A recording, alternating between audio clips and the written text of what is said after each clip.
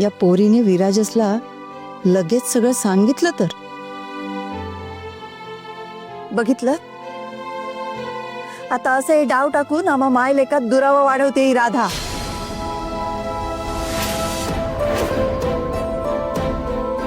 राधा,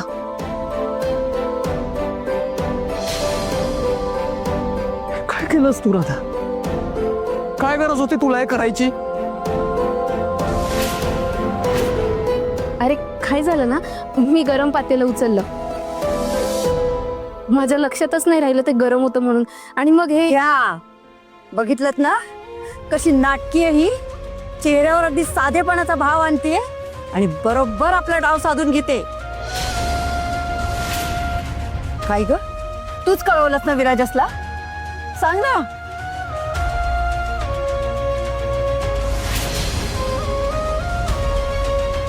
ही अनाथ आहे, बिचारी आहे असं आपल्याला वाटतं, पण असं नाही. ही एक नंबरची ढोंगी आहे. आणि बिचारी तर अजिबातच नाहीये. माझ्या विराजसला स्वतःच्या ताब्यात ठेवते ही. असं काही नाहीये. तुम्ही का सारखे तिच्याबद्दल गैरसमज करून घेताय? असं नाहीये, असं नाहीये ना. मग तू का स्वतःच्या हात भाजून घेतलेस सांग ना.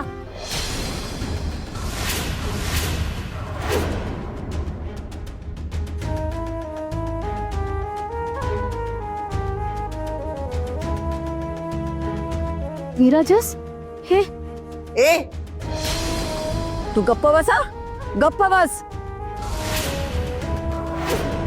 यातलं तुला काहीच माहित नाही असा आव आणू नकोस.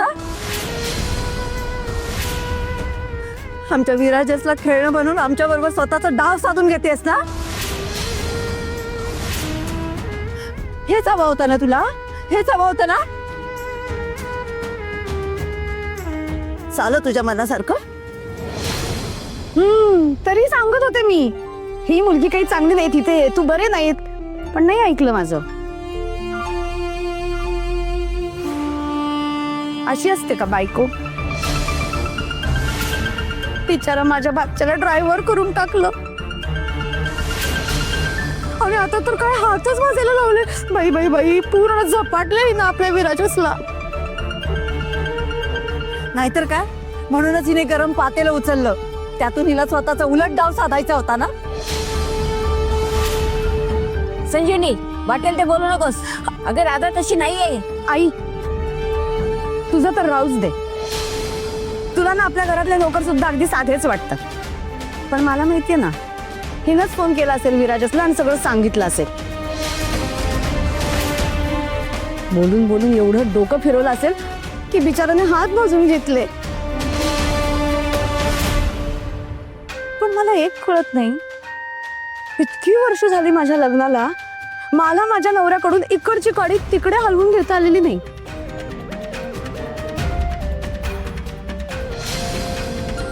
तुला बरं जमलं ग विराजसला लगेच मुठीत ठेवायला.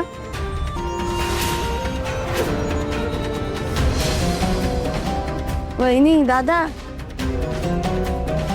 आता तुमचा विराजस तुमच्या हातात राहणार नाही. पुरतं माकड करून सोडते की नाही बघा.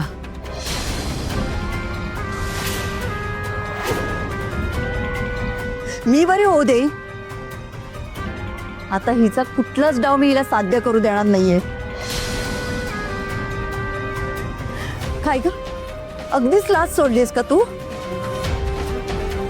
माझ्या विराजसला माझ्यापासून दूर करूनच शांत होणार आहेस का? बोल ना. ए बोल ना, बोल. काय विचारते वहिनी? काय सांगितलंस तू विराजसला? काय चुगली केलीस? आत्या राधाने मला काही सांगितलं नाहीये. तिने तर मला हे पण नाही सांगितलं की तिचे हात भाजलेत म्हणून. खोटं खोटं बोलतोयस तू. ही नाही कळवणार तर कोण कळवणार तुला? अरे देवा, आता यांनी माझं नाव घेतलं तर त्यांच्याऐवजी मलाच घराबाहेर हाकलून देतील. आता कोणी सांगितलं हे कळून काय फायदा? हात तर भाजले ना त्याचे. नाही नाही, असं कसं, असं कसं? कळायला तर पाहिजेच ना. आत्या सांगितलं ना राधाने नाही सांगितलं म्हणून. मुळात प्रश्न ना हा कोणी काय सांगितलं कोणी काय सांगितलं नाही हा नाहीये प्रश्न. तुम्ही राधाशी इतके निर्दयपणे वागूच कसे शकता हा आहे.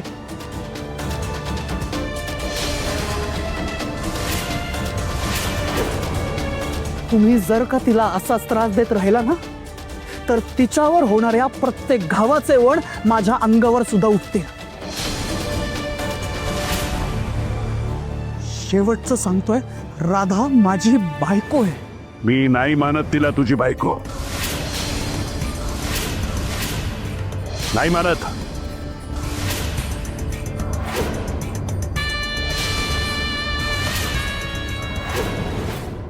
हजार वेळा मी नकार दिलाय तरी सुद्धा मला कळत नाही या मिसळवालीचा तुला काय पुळका आहे.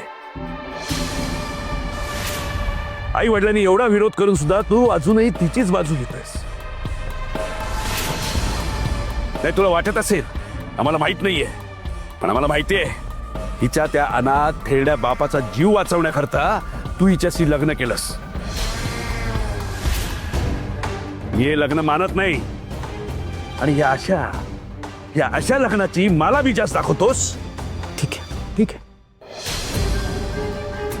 मग मी ही तडजोड आयुष्यभर करणार. विराजस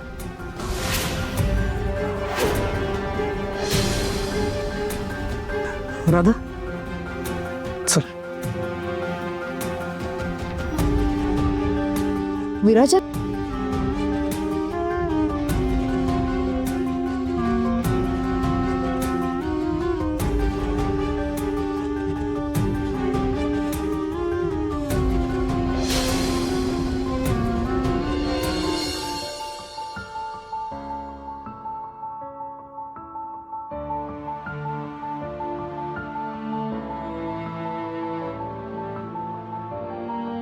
राधा ठीक आहे अगं एवढं काही झालं नाहीये.